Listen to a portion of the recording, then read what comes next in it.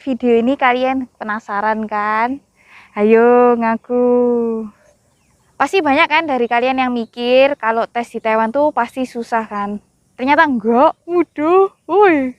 Tapi ini aku kedua kalinya sudah tes. Dulu aku pernah tes tahun lalu, tapi lalu tahun ini tiba-tiba aku punya perasaan nih, kayaknya kalau aku nggak coba, masa aku tahu bisa atau enggak. Jadi aku tuh kayak orangnya tuh jengkel gitu. Kok aku nggak bisa dapet sih gitu. Kok orang lain bisa, aku nggak bisa. Aku mulai persiapan nih, aku mulai latihan lah, kayak gitu. Jadi lebih banyak latihan. Jadi dulu tuh bisa dianggap seperti main-main ya kayaknya, sih begitu. Aku kayak mau membuktikan gitu loh, kalau aku tuh bisa dapet SIM di Taiwan. Jadi kalau kalian tuh mau mendapatkan sesuatu, kalian tuh harus berusaha dengan maksimal ya, supaya hasilnya tuh tercapai. Begitu. Nah, tanpa basa-basi lagi, ini aku mau kasih cuplikan. Dulu waktu pertama kali aku tes. Oke, tetap terus ikutin ini project ya, dan tonton videonya sampai habis.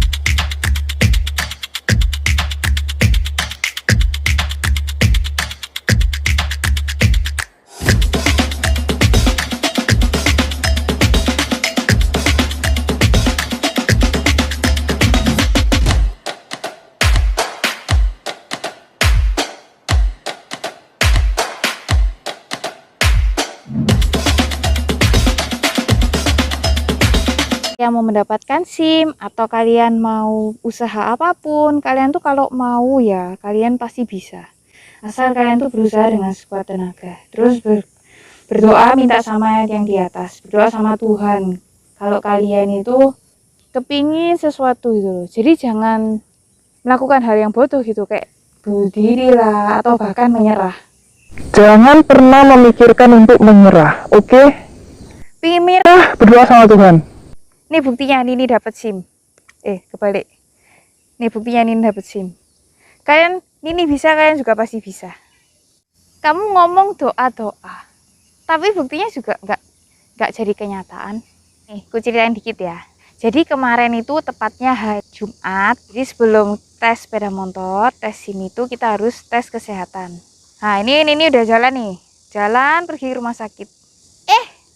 Tiba-tiba rumah sakitnya bilang nggak bisa karena ada corona kan. Itu udah capek itu, panas jalan. Ya, bener-bener kayak kok mau buat SIM aja sekarang kasih ada halangannya sih. Kayak kerikil gitu loh. Kok ada aja yang ganggu gitu loh. Ya rumah sakitnya nggak bisa terima lah. Untungnya Tuhan itu tetap baik. Biarpun dia itu mengasih cobaan-cobaan ya, kayak kerikil-kerikil kecil, tapi dia juga memberikan jalan. Kemudian Nini itu teringat ada satu rumah sakit lagi yang lebih besar. Nini coba telepon dan dia bilang bisa. Langsung datang antri. Di situ rasanya, Tuhan. Kau memberikan Nini cobaan tapi Engkau juga memberikan Nini jalan. Oke. Nini nggak menyerah.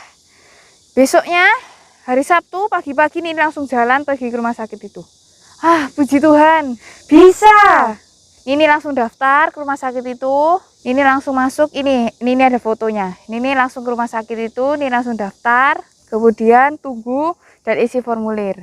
Kalian pikir semudah itu? Enggak, ada kerikil lagi. Kalian tahu kerikilnya apa? Jadi di formulir kesehatan itu kan harus ada tempel foto. Tapi pada saat itu Nini tidak membawa foto. Oh my god. what? Hantu tetap baik. Melalui apa?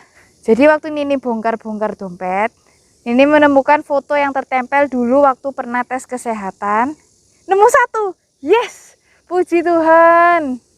Nini begitu kasih ke dia, ternyata belum sampai di situ guys. Kerikilnya ada satu lagi. Kalian mau tahu itu apa? Fotonya harus 2, sedangkan ini cuma punya 1. Kapan selesainya coba? Aduh, kerikil ini akan terus mengganggu hidup Anda. Jadi Anda harus kuat-kuatan dengan kerikil. Tapi puji Tuhan, Tuhan memberikan kerikil, Tuhan juga memberikan jalan. Kalian tahu apa? Ini lihat kan bagian tas lain. Tas itu kan ada banyak resleting kan? Nemu 1, bahkan lebih banyak fotonya. Puji Tuhan. Ya ampun, akhirnya Nini bisa serahkan pada waktu itu juga. Tuhan tuh memang luar biasa. Oh my god.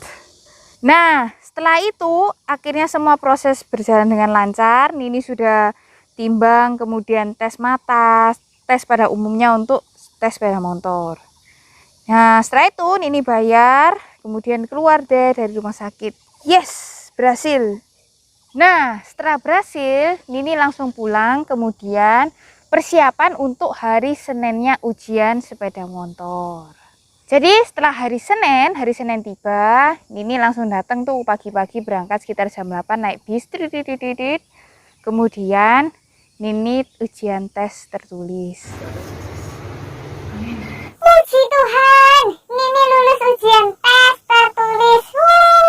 Rasanya pada saat itu langsung keringet dingin, tahu kan kalian, kayak deg-degan luar biasa. Nini waktu itu belajar 3 hari 3 malam, setiap hari belajar, buka itu aplikasi. Tapi puji Tuhan Nini lulus dengan nilai 98. Yes, cuma salah satu soal. Nah, setelah lulus ujian tertulis, Nini langsung pergi nih ke lapangan tes sepeda motor. Jadi di sana ada kayak bundaran, kayak di Indonesia kan ada tempat untuk tes sepeda motor. Tesnya berbeda dengan Indonesia. Ujian tadi, Nini luar biasa, senangnya dia Tuhan, berhasil guys. Ini setidaknya Nini selama corona berhasil melakukan sesuatu yang bermanfaat dan membanggakan diri sendiri.